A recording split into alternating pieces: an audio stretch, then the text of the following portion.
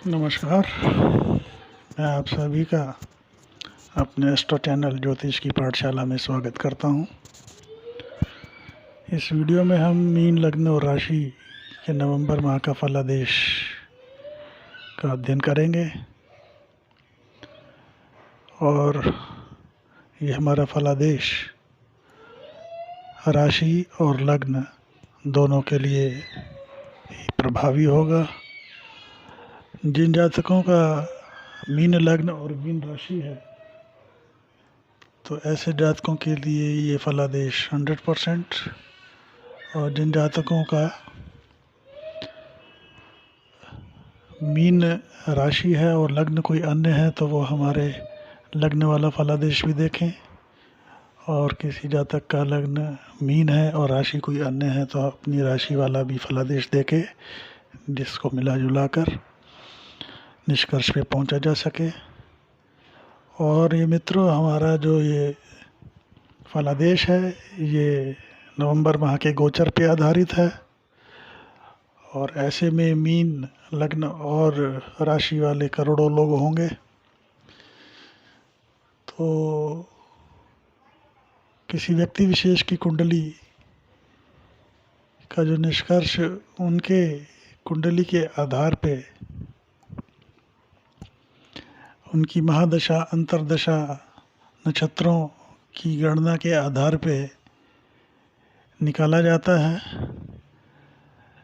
ये गोचर का फलादेश इसलिए दिया जाता है कि जिन जातकों की कुंडली में अगर इस गोचर से मिलते जुलते ग्रह बैठे हैं तो उनको फल इनका अनुकूल मिलेगा। बाकी ज्योतिष विद्या को जानने वालों के लिए ये हमारा कार्यक्रम कौन सा ग्रह बैठ के क्या फल देता है उनके लिए भी है। तो मित्रों, अब हम नवंबर माह में ग्रहों की गोचर स्थिति के बारे में चर्चा करते हैं। लग्न में चंद्रमा 14, 15, 16 को गोचर करेंगे। उसके बाद राहु पराक्रम भाव में वृषभ राशि के अंदर, और भाग्य स्थान में वृश्चिक राशि में केतु समसप्तक गोचर कर रहे हैं, और अष्टम भाव में सूर्य नीचस्थ होकर 16 नवंबर तक रहेंगे, और 16 नवंबर के बाद वो वृश्चिक राशि में भाग्य स्थान पर गोचर कर जाएंगे।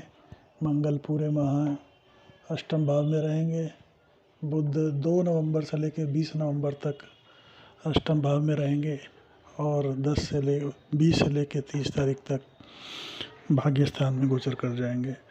इसके उपरांत दशम भाव में गुरु की मूल त्रिकोण राशि में शुक्र पूरे माह गोचर करेंगे।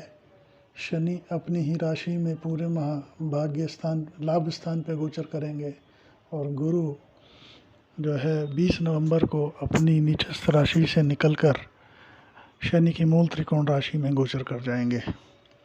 तो मित्रों, अब हम मीन लग्न और राशि वाले जातकों के फलादेश की यात्रा प्रारंभ करते हैं। उनके लग्न से लेके उनके व्यक्तित्व, उनकी हेल्थ की स्थिति और विभिन्न गोचर ग्रहों के गोचर और उसमें क्या क्या फलादेश होगा उसकी अब हम चर्चा करते हैं। मीन लग्न के जातक इस समय जो है उनकी जो सबसे बड़ी ताकत है उनका मिलनसार स्वभाव, दूसरों को अपना बना लेने की जो उनमें क्षमता है, दूसरों के दुख में दुखी हो जाना और किसी का नुकसान न करना, इस तरह की जो उनकी नेचर है ये उनकी इस समय बहुत बड़ी ताकत होगी। और ऐसे जातक जो इस समय, क्योंकि गुरु 3-11 का संबंध बना रहे हैं अपने राशि भाव से, और शनि अपनी तीसरी दृष्टि से लग्न को देख रहे हैं, तो ऐसे में अगर आप कोई व्यापार वगैरह चेंज के लिए कोई व्यापार में कोई जो आप कर रहे हैं उससे कोई आप पैसिव इनकम साइड बिजनेस चालू करना चाहते हैं तो उसके लिए भी समय श्रेष्ठ है। और इसके अलावा आपको कोई जॉब चेंज का भी ऑफ़र मिल सकता है विद बेटर पैकेज, उसके लिए भी समय श्रेष्ठ है।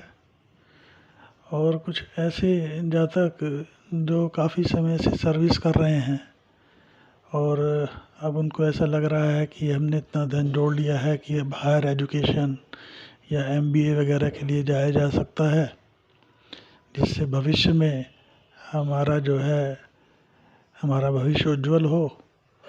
तो ऐसे जातक भी अगर ऐसा निर्णय लेते हैं तो वो आने वाले टाइम में अपने जीवन में बहुत ऊंचाइयों तक जाएंगे। अब आ जाते हैं मित्रों हम धन भाव में। धन भाव में मेष राशि के स्वामी मंगल होते हैं। मंगल अष्ट में बैठा है, अष्टम में। लेकिन यहाँ पे एक विशेष स्थिति बन रही है। अष्टम भाव में मंगल धन भाव के बैठे हैं, लेकिन इस भाव को जो है शनि जो है अपने लाभ स्थान में बैठकर अपनी दशम दृष्टि से, उच्च दृष्टि से जो है इस भाव को देख रहे हैं।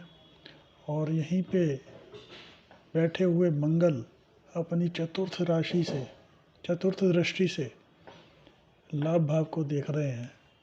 तो इस तरह के ग्रह के त्रिकोण से ऐसा कुछ निकल कर आता है कि जातक जो बहुत लंबे समय से कोई ऐसे धन की प्राप्ति की जो है आशा कर रहा था, तो इस समय उसके प्रबल योग बन रहे हैं कि उनको आकस्मिक धन लाभ हो सकता है। और इसके अलावा जातक जो है, क्योंकि मंगल देख रहे हैं वाणी स्थान को, तो वाणी थोड़ा ओझलिए होगी। और जब जातक परिवार में किसी से बात करे तो थोड़ा सा वाणी पे संयम और मृदुभाषिता बनाए रखें। और ऐसे में जातक को चाहिए कि लोगों की सुने ज़्यादा और बोले कम। He should be a very good listener. उसके लिए बहुत ही अत्यंत श्रेष्ठ होगा। अब हम आ जाते हैं पराक्रम भाव में। पराक्रम भाव में राहु बैठे हैं और यहाँ पे बैठ के राहु कुछ शुरुआती अड़चनों के बाद सफलता दिखाते हैं। और क्योंकि यहाँ पे जो है शुक्र दशम भाव में बैठे हैं, दशम भाव में यहाँ पे ये राहु ये दर्शा रहे हैं कि अभी तक जो आपकी योग्यता थी या पराक्रम कर रहे थे उसके हिसाब से आपको जॉब प्रोफाइल या जॉब में पैकेज नहीं मिल रहा था।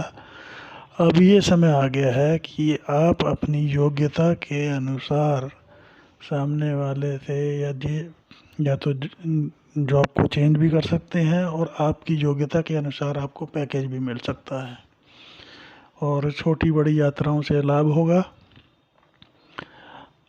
और इसके अलावा अब आ जाते हैं हम चतुर्थ भाव में। चतुर्थ भाव में जो है यहाँ के बुध अष्टम भाव में बैठे हैं। अगर आप कोई ऐसी प्रॉपर्टी फाइनल करना चाह रहे हैं तो उसमें कुछ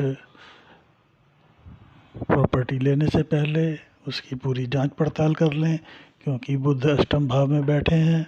हो सकता है उस प्रॉपर्टी में कोई ऐसी चीज़ हो जो आपकी नॉलेज में ना हो। तो पूरी जांच पड़ताल करने के बाद 20 नवंबर के लिए ही ऐसे में धीमापन बना कर रखें और तब आगे बढ़ें। और इसके अलावा जो आप अगर व्यापार संबंधी कोई निर्णय लेते हैं तो ऐसे व्यापार में आप आगे बढ़ें जिसमें पूंजी निवेश ना हो। वाणी बेचने का या एजेंसी या कमीशनिंग बेसिस के काम श्रेष्ठ कर रहेंगे और इस तरह के कामों में आगे बढ़ा जा सकता है। इसके अलावा अब हम आ जाते हैं पंचम भाव में। पंचम भाव में गुरुदेव और शनि अपनी दृष्टि डाल रहे हैं और गुरुदेव अपनी उच्च दृष्टि से देख रहे हैं। तो ऐसे में थोड़ा सा जो है, अगर आप जुडिशियल सर्विसेज के लिए और मेडिकल इत्यादि के लिए अगर आप जाते हैं तो एग्ज़ाम्स के लिए, तो ये समय श्रेष्ठ रहेगा। इसके अलावा जो प्रेग्नेंट वुमेन्स हैं उनको थोड़ा सा जो है जर्नी वगैरह को अवॉइड करना चाहिए।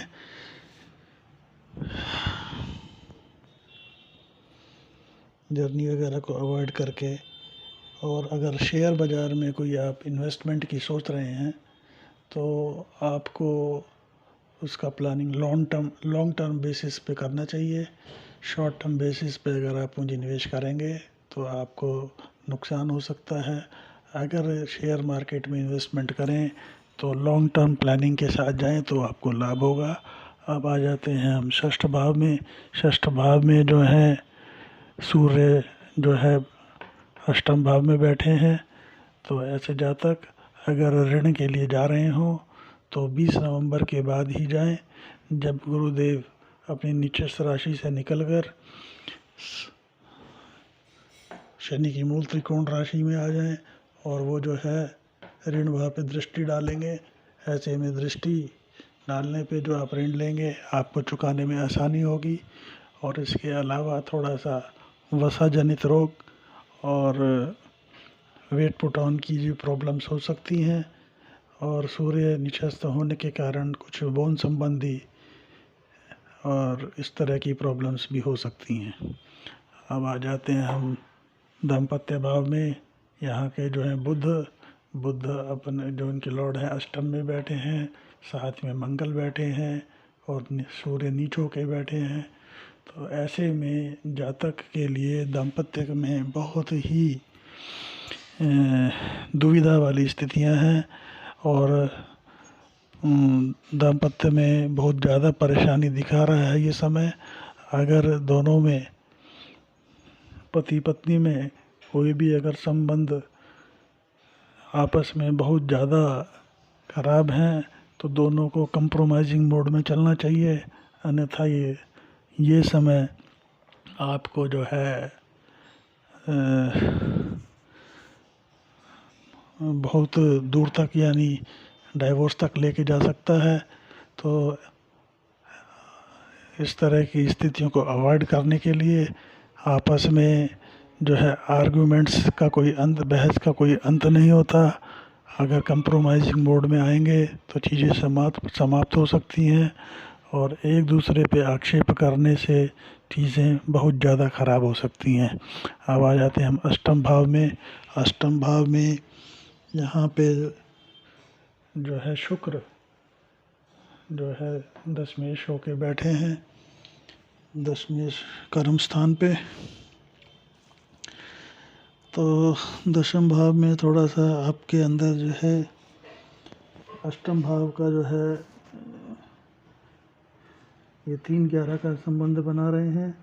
तो शुक्र से 3-11 का संबंध होने के कारण विदेश वगैरह में 20 नवंबर के बाद अच्छे विदेशी कामों से आपको लाभ प्राप्त हो सकता है। एक्सपोर्ट इंपोर्ट से फ़ायदा हो सकता है, विदेश जाने के संयोग बन सकते हैं। और नवम भाव की बात करें तो भाग्य स्थान में केतु विराजमान है और केतु शुरुआती अड़चनों के बाद आपका जो है साथ देंगे और आपको जो है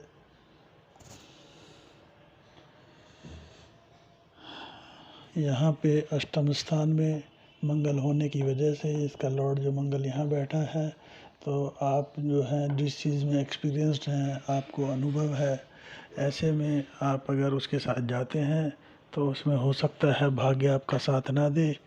और वैसे कुल मिला के फॉरेन एजुकेशन, हायर एजुकेशन के लिए समय श्रेष्ठ, भाग्य आपका उसमें साथ देगा। अब आ जाते हैं हम दशम भाव में। दशम भाव में जो है गुरुदेव से 3-11 का संबंध बनाएंगे और दशम भाव में बैठकर थोड़ा सा जो है जॉब करने वाले या व्यापारी वर्ग स्मार्ट वर्किंग अप्रोच को अपनाएंगे तो उनको फ़ायदा होगा। उनका जो है ऑरा अलग से ही दिखाई देगा, प्रॉफिट भी अच्छी उसके हिसाब से उनके हिसाब से मिलेंगे। अब आ जाते हैं हम लाभ भाव में। लाभ भाव की जो स्थिति है, मेडिकल वगैरह इक्विपमेंट्स वाले हो गए, इस तरह के कामों में या बिल्डिंग मटेरियल के कामों में, अपना माइनिंग संबंधी, तेल संबंधी इस तरह के कामों में तेज़ी देखी और लाभ दिखाएगा। और इस तरह के कामों में लाभ दिखाएगा। मेडिकल वाले कामों में भी लाभ के श्रेष्ठ योग बन रहे हैं। और कुल मिलाकर शनि का लाभ स्थान में बैठना, अपने स्थान में बैठना श्रेष्ठ रहेगा। अब आ जाते हैं हम 12वें भाव में। 12वें भाव में शनि जो है व्यय भाव से जो है आय स्थान में बैठे हुए हैं। तो ऐसे जातक जो अपनी स्टडीज़ में खर्च करके, व्यय करके हायर एजुकेशन के लिए जाते हैं, तो उनको जो है गुरुदेव आगे बैठ के लाभ का रास्ता दिखा रहे हैं। और इसके अलावा इंपोर्ट एक्सपोर्ट वालों को भी श्रेष्ठ लाभ दिखा रहा है। तो मित्रों, हमने मीन लग्न और राशि नवंबर माह के फलादेश का अध्ययन किया। तो इसी के साथ हम आपसे इजाज़त लेना चाहेंगे और हमारी आप सभी को दीपावली की बहुत बहुत शुभकामनाएं। अगर आपको हमारा ये वीडियो पसंद आया हो तो हमारे इस वीडियो को लाइक करें, हमारे चैनल को सब्सक्राइब करें। और इसके अलावा कोई आप हमसे ज्योतिष परामर्श चाहते हैं तो आप हमारे व्हाट्सएप पे, हमारा व्हाट्सएप नंबर है 8178113518, उस पर आप अपनी डिटेल्स या मैसेज डाल सकते हैं। उसके आगे की प्रक्रिया आपको बता दी जाएगी। हम कॉल्स नहीं लेते हैं तो व्हाट्सएप ही करें। बहुत बहुत धन्यवाद। जय हिंद, वंदे मातरम।